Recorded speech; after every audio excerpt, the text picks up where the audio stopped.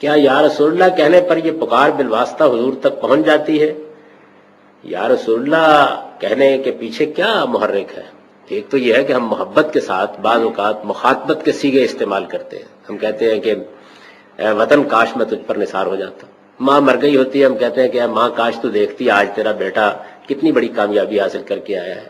یہ در حقیقت کوئی خطاب نہیں ہوتا جس میں بات پہنچانا یا پہنچنا پیش نظر ہوتا ہے. یہ تو اصل محبت اور التفات کا اسلوب ہے، دنیا کے ہر ادب میں اختیار کیا جاتا ہے.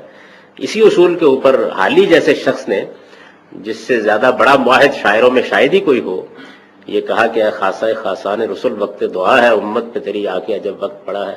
اسی اصول پر اقبال نے کہا نگاہ ہے یا رسول اللہ نگاہ ہے. اس پہ کوئی اعتراض نہیں وارد ہوتا.